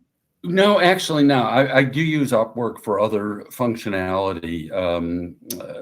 But there are 2 or 3 or 4, well, it's probably 4 or 5 vendors in the property management space that all, well, I shouldn't say all, but one of their primary functions is that they will provide remote team members. And there's 2 different models they work it under. One is the model where those people are employees of theirs, and you hire that company and they find the person for that niche. We used to use that approach. What I don't like with that approach is, again, let's say you're paying $8 an hour. Well, they're keeping 4 of it. The employee's only getting 4. There are others that you'll pay a placement fee depending on the quality and level of the person you want. You can even get a CPA if you want overseas. And you pay them that fee, and depending on the company, they'll have a 90-day or 120-day guarantee they'll replace them. So some of the companies out there, Betterwho is a big one. HireSmart is another one. Global Strategics, another one. Virtually Incredible is another one. VPN Solutions. They're all good companies, and they really focus on our space. Okay. And this is, again, I know a lot of your folks are in the multifamily. IMN, if you go to the IMN conferences, they have a trade show. Some of these guys do exhibit there. If you go to a NARPM conference, there's probably 5 or 6 of them that exhibit there for the trade show. People go to trade shows for any combination of three reasons. You go for the education, you go for the networking, you go for the trade show and meeting vendors. Now, I've been doing this long enough. I don't go to many sessions anymore, but I still go because I want to go to the trade show. It's where David and I met, okay? I want to go to the trade show. I want to see what new technology's out there. I might not use them for 3 years, but you know what? When I'm ready, I met these guys. They've got an interesting product. Yep. I go to shows for the free swag. I don't know about you. Yeah, I have enough chapstick already. Yeah. So actually, the original question was about AI tools. So DoorLoop actually has an AI assistant we launched about 2 months ago. So I'm going to throw a link in the chat. You can learn more about it. One of the biggest time savers that saves over 50% of most PM's time is our tenant chatbot. If they go into their tenant portal and say, I have a maintenance request, my fridge isn't cooling, the AI assistant will actually try to troubleshoot that issue on the spot, and it will reduce the request by over 50% because it helps them on the spot. So that's a big one. Yeah. And that's brilliant. And you talked about, your upcoming inspection tool. I mean, one of the reasons we moved to this company last year, Inspection Express, is because remember I said that the tool will do a 360 when you move in. If you put the camera at the same place when they move out, the 360, it'll flag, there's a spot on this wall, there's a broken blind, and save you a ton of trouble, to deal with that move out comparison to the move in. Yep. Super cool. So let's go back. We got 4 new questions. Wendy asked, best marketing strategies for more traffic. I hope nobody here is in the Atlanta marketplace. We use a company called Upkeep Media. When we first started with them, I can tell you couldn't have found us on the 50th page of Google. Within 2 years, we are consistently on page 1 organically. No pay-per-click, no costs, and boy, they do a great job. And again, awesome. Where did we meet them? NARPM National or NARPM Broker Owner in Phoenix 6-7 years ago.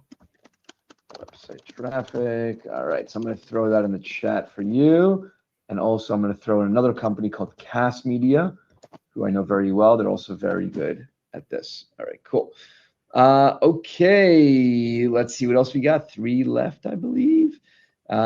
Kristen asked, how long do you charge the credit issue fee? The credit contingency fee? That's a good question, because one of the things that we do is, it's based on credit score, and our credit score moves from time to time. But if let's just say the threshold is 640. So now they're 625 and they're going to have this monthly fee. We tell them at any time, you can pay another application fee. So we have the authorization to pull your credit again. And if you're now above that threshold, that'll be your last month you pay that credit contingency fee. We're not here to hold them hostage on it. Yep. Great. But we also warn them, don't waste your money, because most of these free services like freecreditreport.com and stuff, the public facing credit score is almost always higher than what we're going to get. Interesting. I didn't know that. Okay. So remember I said we wrote software for large credit granting institutions. Every industry and a lot of individual companies will have their own scoring formula to evaluate the risk. So for example, Citicorp will have a different scoring formula than Chase Bank, for determining what credit limit they'll give you and what they see as risk factors. All right. Each industry has their own standards if they don't have their own individual by that company. So in other words, you'll get a different credit score for an auto loan than you might get for a mortgage, than you might get for a renting as a tenant. So I tell people, you've got to understand that's a difference in the score that you're seeing. If that threshold is 640, if you see 642, don't waste your money on another application fee, because we're probably not going to get that score. Interesting. Okay, good to know. And Mike asked, how many doors do you manage? So it's funny because in the beginning, you're like, it's not about the number of doors, it's about the revenue per door. So you might Right. manage 200, but you can be making more money than someone managing Yeah. 500, which I love. We're small. I think we're about 210, 215 right now. You know, when our son joined us in the business about 4 or 5 years ago, maybe we were, I don't know, 125. Maybe that was 4 years ago. Our focus was on growing revenue per door. Now that that foundation is so strong, you know, I'm at a different age than he is. He wants to have lots and lots more properties. Good for him. Go for it, honey. But you know, the foundation's there that he can grow on now. Yeah, 100%. And Anthony asked, do you charge an owner and tenant renewal fee? Absolutely. Both of them pay. Great. Jim, Now, late to the that's, webinar. yeah, go Yeah. ahead. Now, No, go ahead. well, I was just going to say, there's different games people play in the industry. You know, when you're competing, and again, we do the secret shopping, some people will talk about, oh, well, I only charge a half month's rent for placing the tenant. Great. Look at the back end. They're charging a half month's rent every time the tenant renews. Yeah. You know, oh, we're charging a full month's rent for placing the tenant. Oh, but we're only charging 150 when the tenant renews. You know, it just, you have to look at the whole picture and just tell the prospective owner, you know, just make sure you're looking at the whole picture. Don't just go on one number. Yep. So Jim, you were late, but as soon as this ends in a few minutes, you're going to be able to see the recording right away. You're going to get the email of the recording. So if you want to rewatch, we had 2 tenants stop paying rent, moved out, and then claimed that their security deposits and rent payments were fraudulent. We had to pay back the funds through apartments.com. Have you ever experienced this? You know, I have not personally, but again, because of, once you're a member of NARPM, there's a national listserv, there's the local listserv. You see these conversations. One of the things is I'm not a big social media guy, but I am on Facebook in about 4 or 5 property management groups, and these discussions come up all the time. So, and that's, by the way, I would encourage everybody, find these groups, because you'll see things that you have no experience with, no exposure with, and all of a sudden down the road, it's relevant. I mean, I'll never forget one time somebody saying, I just had my first tenant pass away in the property. What do I do? And then I saw the advice coming back about, no matter who they are, don't let them into the property without paperwork, because you let in brother Jim, and the next thing you know, Sister Sally says, where's all of mom's jewelry because brother Jim took it. You can't put yourself in that position. Yeah. And I never would have thought of those things. Yeah. Always join communities that you can learn from other people. Is there one that you recommend in particular? A Facebook one? No, there's about 4 or 5, you know, property management groups, and you know, just follow them. Yeah, agreed.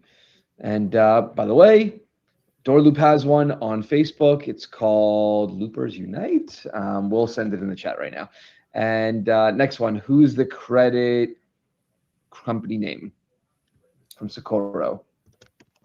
Credit company, or are you talking about applicant screening? Probably screening, because we just talked about it. Yeah. Yeah. Well, I mean, if it's screening, then if you're using DoorLoop, it's actually all built in with TransUnion. But yeah, go ahead. Tal. Yeah, I mean, most of the guys are getting it from TransUnion. You know, this one thing, I know AppFolio was getting it from Experian, and I just think TransUnion's got a better database personally.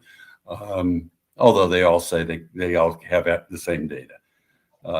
But if that's what you're talking about, and if you're talking about the company that gives you credits for your deposits, that's Enterprise Bacon Trust, Allison DeSaro or Jeremy Jones, great people. Okay, great. And I'm going to throw a link here. We don't use a company, Wendy, to repair credit. Yeah. So I'm going to throw a link here right now that you could join our Facebook group. And you can request an invite. We don't actually promote this as much as we should, so there's not that many in there, but a few hundred people, so that's good. Okay, let's see. Last, how do you verify ESA from Antonio? We don't. You let petscreening.com verify it. I know that I don't know enough. I don't want to get in trouble when somebody says that I didn't follow the right rules. Okay, I threw that link and it's in free there. to you. Oh, great. All right. Mike, do you have landlords approve lease applicants or do you do it?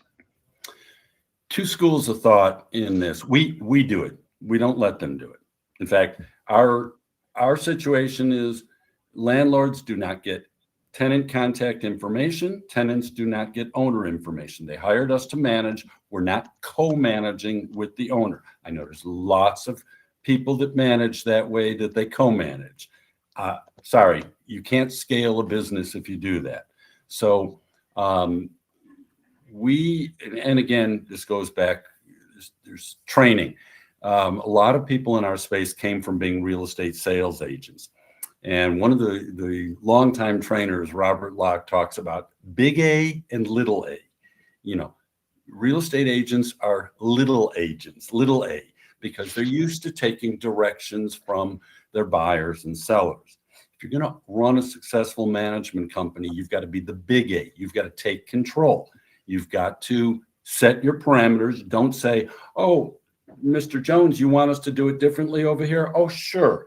And next thing you know, you got 5 different PMAs or whatever, all these different leases. Sorry, this is our business model. If we fit for you, we'd love to do business. If we don't, okay, next. So I think that confidence is what gets you so much business, because they're like, oh, he's good. He trusts it, the process in his company. It's not for everybody. We will talk to some prospects that, what do you mean I don't have any say in the tenant selection? Well, and we explain to them, look, we have criteria: credit score, income, criminal history, eviction history. We've got criteria. If they meet that criteria, we're going to approve them. And we can't take the risk that you will see that applicant and go, oh, we don't want to approve them. And, oh, by the way, their last name is Hernandez. And now we're going to get a fair housing complaint against us. And how do we defend that? So they don't get that. When we approve somebody, we tell them it's 2 adults, it's 1 child, they have a pet, income was 4x times the rent, credit score met or exceeded our standards. We lay it out, but we don't give them that information, and they don't have. The example we give them is who doesn't have either has been a child or have children. If you don't like the answer that mom gave you, you go to dad. And we can't enforce that lease by having them end run us to go talk to the owner. Yep, agreed. Homeward Colorado asked, do you personally train your remote workers, and how do you handle training?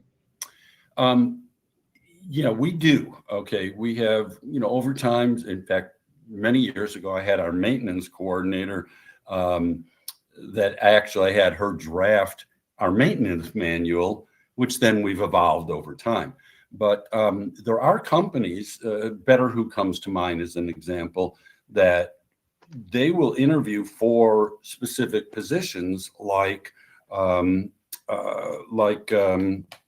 maintenance coordinator or a leasing manager. And some companies hire Smart, which is another one. They do mostly I think they do all their placement in the Philippines. They will put them through training first before they start doing work for you. So it just depends on the company and what you're comfortable with. Yep. Okay. And also, one thing on training that I would tell you is that the hardest part about training someone, a full-time employee, in person, remote, virtual, doesn't really matter, is that you'll spend hours and hours and weeks and months training, and they leave. And you're like, oh no, I got to do it again. That was such a waste of time. So everyone goes through that once and then realizes, I can't do this. It's not scalable. So here, even at DoorLoop, we have training manuals, processes, documentation, video. So I encourage you to not train in the beginning, but build training materials and then have them self-train and watch everything. And of course, there's going to be some shadowing and training, but 90%, at least 80% should be done with all the documentation and video, so you don't need to do it every single time. Yeah, and it's like we hired a company to train our business development manager, our sales rep. There's a couple of companies out there that are very good at that. But yeah, and we haven't done this, but it's been commonly stated in the business, when you're doing your training with your remote people, do it via Zoom, whatever your tool is, Google Meet, and record it, and that becomes your library to train the next person. Yep. Okay.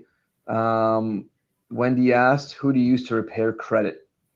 We don't do credit repair. There are companies that do that, but that's between the applicant and the applicant and whoever they want to hire. Yep. And then Sakura asked about credit scores, felonies. So yeah, TransUnion does background checks, eviction, criminal history, etc. If you use DoorLoop, it's already built in, and the tenant pays for it. So last, do you have a pitch for when prospective landlords call you? I find it hard to have a consistent flow. Of course. Yeah, we have, and this is, you asked earlier about AI tools. So we use a Zoom VoIP. It records every inbound and outbound call. And, I would have sales calls and put those recordings into Notebook LM, and it would, came up with a rudimentary script, and then we developed it from there. And that's what I used for our BDM to help and train them. Wow, that is very advanced that you guys are doing that. That is very cool. That is cool. So pretty much what he's saying is record your sales calls if you're doing a good job at it, and then run it through some ChatGPT, AI, Gemini, doesn't really matter. And it will build the script based on your calls that actually work well. But, if you're trying to get better at sales, you're not so good at it, you could either hire a BDM salesperson, you could hire a sales coach that can help you out. I mean, there's tons of ways to improve. And it is really important because if you're not good at sales, have someone help you, because Absolutely. It can transform your business. Yeah. I remember when I was brand new agent, real estate agent in 91, my broker would send me to all these trainers, Tommy Hopkins and Floyd Wickman and Zig Ziglar. And it's like, fine. And they're all free seminars. And I finally one day said, please stop sending me to free seminars. I can't afford it, because I'd leave with the tapes and books for $300. Yeah, that's how they get you. Nicholas, thanks for stopping on by. He said, I'm a 40-year property manager, and Tal reminds me a lot of myself. Yeah, that's great. Last two questions, and then we'll wrap it up. Do you attend eviction court for the owner? I used to handle them myself. My time's too precious to me. But again, when it's clear-cut, no-brainer, it's simple. They haven't paid the rent. There's no excuse. It's not like saying I haven't paid the rent because they're not taking care of the property. I will still sometimes go just to keep my hands in it. And also, I don't want to have our owner pay for that attorney fee that I can just knock it out. But it's so rare that we ever go to court. Right. I mean, maybe 3 times a year, Right. Most people pay up before we get there. And last question goes to Mike. Do you charge a percentage fee or a flat monthly fee? Which is better? I can't say which is better. There are different business models. We charge a percentage fee. And, again, doing the secret shopping, we're very competitive. We're not the cheapest. We're not the most expensive, but we're very competitive. I'm not one of my good friends, competitor, been involved with them in the NARPM board for years. They charge a flat fee. Well, their approach is to get more doors. And I'm not saying that's bad, but that's a different business model. And I'd rather have more quality doors. So, instead of trying to be cheaper, instead of trying to be lower priced to get more people to sign up, I want people that understand and respect our business model and want to work with us. 100%. And lastly, before we wrap up, I'm going to put something on your screen. If you can, please take this link as we close the webinar now and take our survey. Please help us improve. It seems like we got probably one of the most engagements we've ever gotten ever on a webinar. I mean, this is 2 hours deep and a lot of people stayed on. So this is for you guys. If you have anything else you want to see in the future, just tell us in the survey and we will try to make it happen. So don't hesitate. Reach out if you've got questions. I think I'm a frustrated teacher. I think I don't have the patience to teach children, but I like sharing. Yes. And Tal, really, I can't thank you enough for staying an extra hour. So I put Tal's email again in the chat if you have any questions. And as soon as we end this in 30 seconds, the recording will play right away. You're going to get an email. You'll be able to play it right away as well. And stay tuned. We have another great webinar lined up for next month. So I'm excited to invite you to it in a month from now. But with that being said, thank you, Tal. And thank you, everyone, for joining us for 2 hours. Thank you. Take care. Take care, everyone. Everyone's going to be saying thank you. So we'll leave it for 30 more seconds. Thank you. And that is it. We'll end it right now.